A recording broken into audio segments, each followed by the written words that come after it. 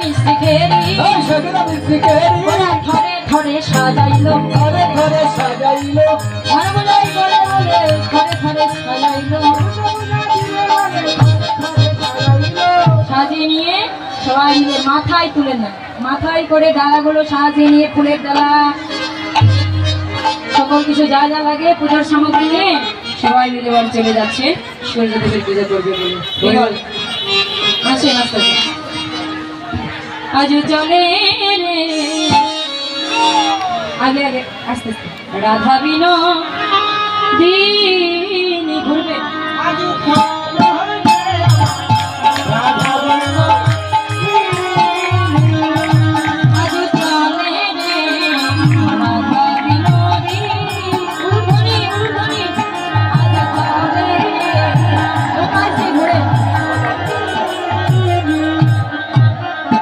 কুটিলা যায় আগে আগে পিছে না ধরনে কুটিলা যায় আগে কুটিলা যায় আগে আগে পিছে না ধরনে কুটিলা যায় আগে আগে বাবা পিছে না ধরনে আলো বলে চলে যাবে কশলে ভালো ভালো চলে যাবে কশলে আজ চলে রে রাধা বিনোদী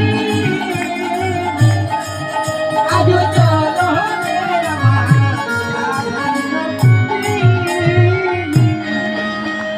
যাইলে কত ব্রজমান মাথায় নিয়ে ফুলের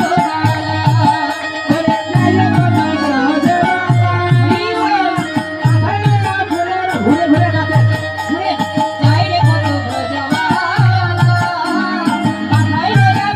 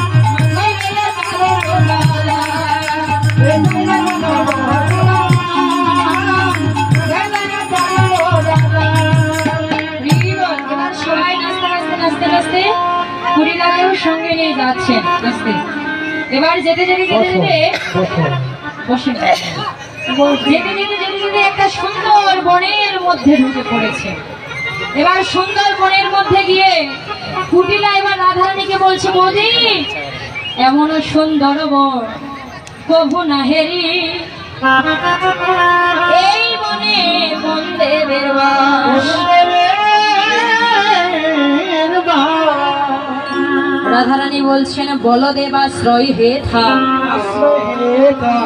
সে কথা কহিবার নয় এই বনে বলদেবের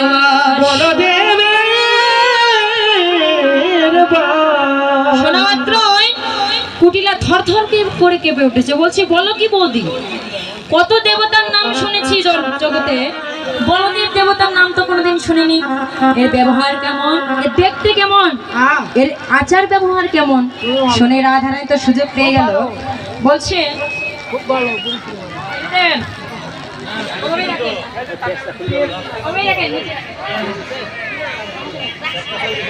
এই বলদেব দেবতা কেমন,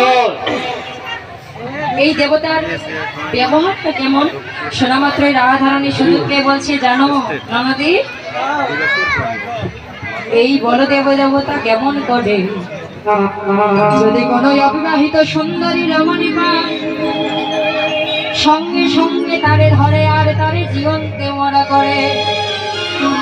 এই দেবতা যদি কাউকে একবার দৃষ্টি করে তার তো আর এই জগতে বাঁচা হয় না, বেঁচে থাকতেই ওই নারী মরার মতো হয়ে যায়।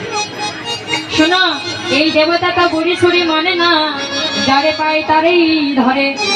শোনা মাত্রই ওই কৃষ্ণ অঙ্গের গন্ধ, যারা কৃষ্ণ ভক্ত তাদের তো ভালো লাগে বাবা, কিন্তু যারা কৃষ্ণ ভক্ত নয়, কৃষ্ণ বিমুখী, তাদেরকে আর এই গন্ধ সহ্য করার ক্ষমতা থাকে?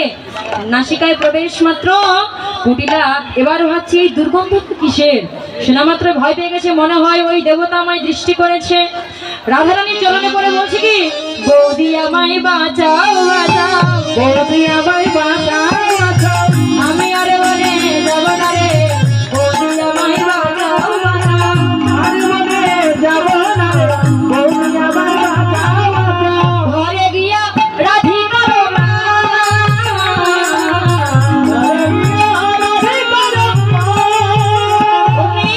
রাধারানীর চরণে পড়ে কাছে বলছে, বৌদি আমি আর মনে যাব না, আমায় একবার তুমি রক্ষা করো। এবার রাধারানী চরণে যখনই পড়েছে তৎক্ষণাৎ রাধারানী বলছে, ওমায় ওমায় একই একই লাগে মরি রক্ষা করেছে, তুমি সে যদি রাখিতে চাও প্রাণ, মনোহর দাস হয়ে যাইয়া মায়ের ঠাই, কহ গিয়া বনের বিধান, যদি তুমি প্রাণ রক্ষা করতে চাও আর বনে নয় ঘরে যাও, শুধু ঘরেই নয় মাকে গিয়ে সকল বনের কুশল গুলো খুলে গেল। এবার কালকুটিলা ঘরে পালিয়ে গেল, সকলের কৃষ্ণ সেবার সুযোগ হয়ে গেল। সবাই মাথায় নিয়ে রাধাকুণ্ডের তীরে আসলেন, আর গোবিন্দ তো আগে থেকে অপেক্ষা করেছিলেন। এবার রাধাকুণ্ডের তীরে এসে একজন রাধা ওঠো, আরেকজন কৃষ্ণ উঠে দিয়েছে, সখীরা ওঠো, আপনারা একটু সাইড হয়ে বসেন, ও মায়েরা একটু ফাঁকা করে বসেন, চেপে চেপে বসেন, হরি বল, একটু একটু চেপে বসো মা, হরি বল। রাধা কে হবে, কৃষ্ণ কে হবে? আরে এতগুলো দুজন দুজন করে হোক, বলো এ দেখি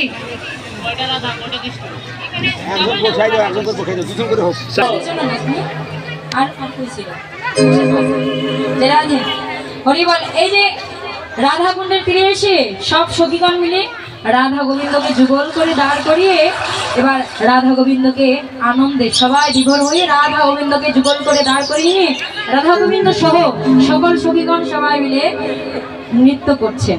এবার রাধারানী গোবিন্দকে দেখছে কত কষ্টের পরে, গোবিন্দও দেখছে রাধারানীকে।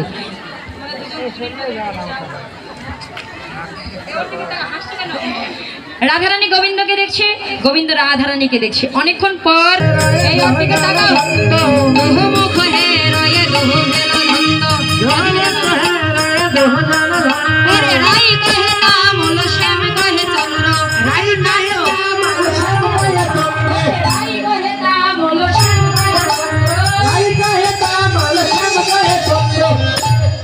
রাধারানী গোবিন্দকে দেখে বলছে কি, প্রতি তামল মূলে শ্যামল দেখি আমার বলে, শ্যামল দেখি তামল মূলে শ্যামল দেখি আমার বলে,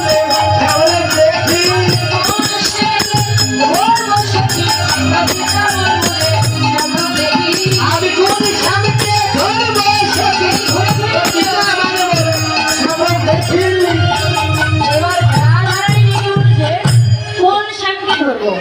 প্রদীপ তামল বলি শ্যামকে দেখছি। এবার গোবিন্দ দেখে বলছে দেখি কি, রাধারানীকে দর্শন করে বলছে দেখি দিনের বেলায় চাঁদের উদয়।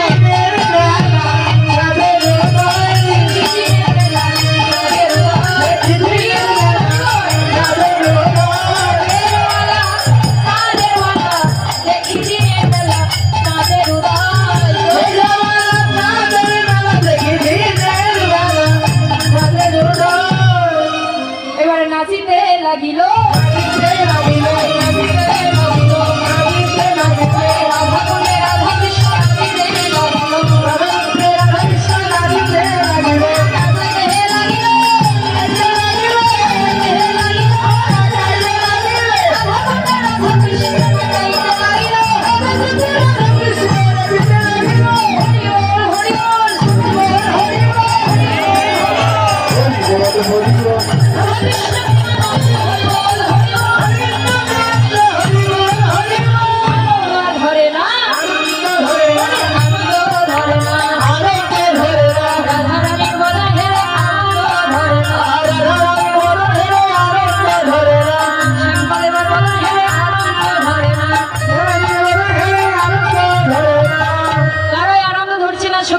সবাই মিলে এবার রাধা গোবিন্দকে নিয়ে সবাই মিলে নৃত্য করছেন। আর কি করলেন, একটা পুষ্প দিয়ে ঝুলনা নির্মাণ করে রাধা গোবিন্দকে ঝুলনার উপরে বসিয়ে দোল দিচ্ছে আর সবাই নৃত্য করছে। কি করলেন, একটা বিচিত্র ঝুলনা করিলা রচনা, বিচিত্র ঝুলনা করিলা রচনা, সুখদ বকুল মূলে,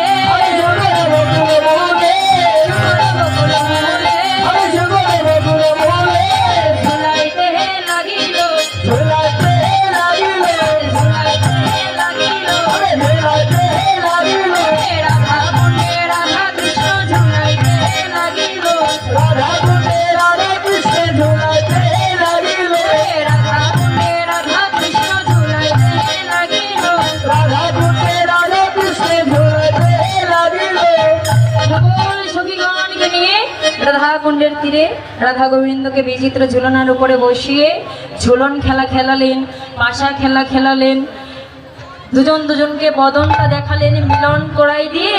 এবার সবাই মিলে কি করছেন, একটা জল গেলি করছেন। এবার জল গেলি করতে করতে করতে করতে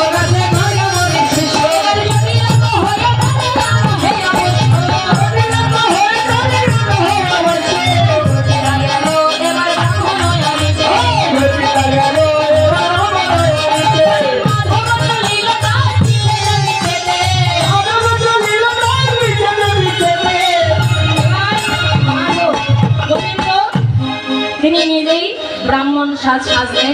ব্রাহ্মণ সাজকে যে সূর্য মন্দিরে আসলে নিজে তিনি সূর্য পূজা করবেন। দেখো কৃষ্ণের অপরূপ লীলা, দেখো কৃষ্ণের অপরূপ লীলা, দেখো কৃষ্ণের অপরূপ লীলা, দেখো কৃষ্ণের অপরূপ লীলা। আমার ধীর শান্ত বলে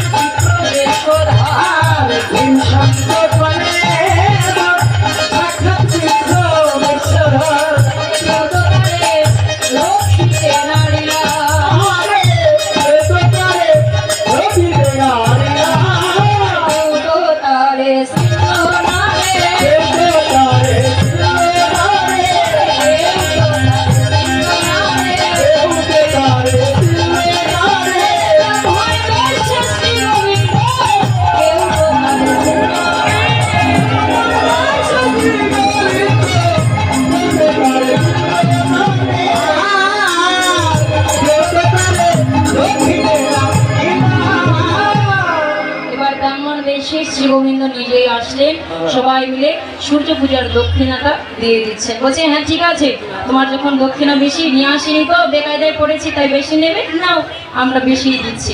আপনারা সবার কাছে আমার পক্ষ থেকে লোক পাঠাই দিচ্ছি, সকলে পূজার দক্ষিণাটা দিয়ে দিবেন। কেমন হরি বল। সবাই মিলে সূর্য মন্দিরে বসে পড়লেন পুরোহিত সূর্য পূজা।